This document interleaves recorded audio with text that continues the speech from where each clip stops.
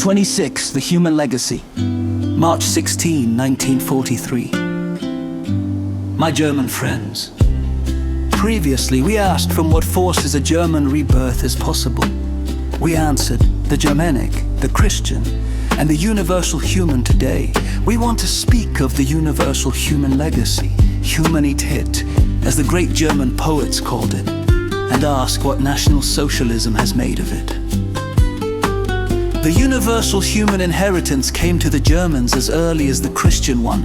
In the Reformation, Germany discovered the inner freedom of conscience that belongs to every person. Then came the time of the great German poets and philosophers.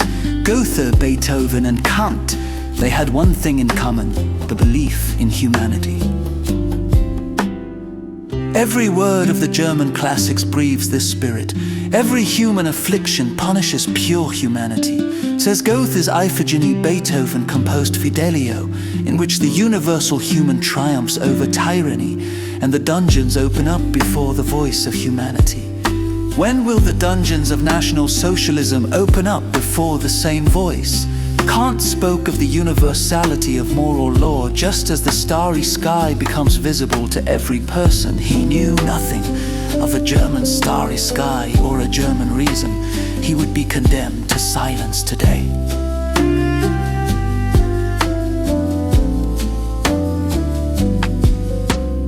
National Socialism has reviled the human idea. Prophetic Germans since the 19th century observed the barbarity brewing. One of them said people will descend from the human to the bestial over nationality. With National Socialism, the age of bestiality has begun. There are three things that are relevant to humanism: reason, human dignity, and humanity.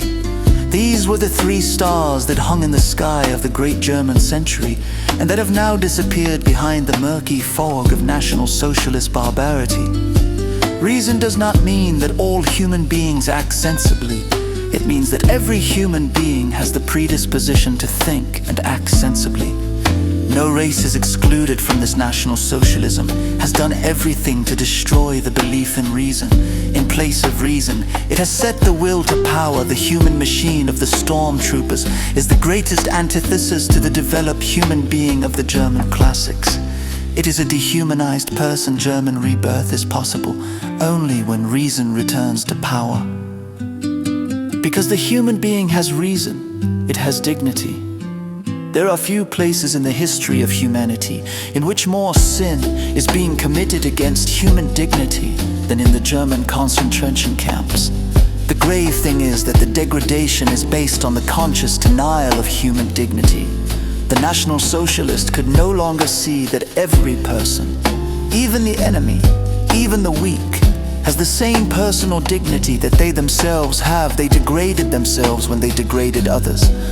It will cost much blood and tears before the sense will again awaken in the German youth that everyone who has a human face possesses a dignity that we must acknowledge.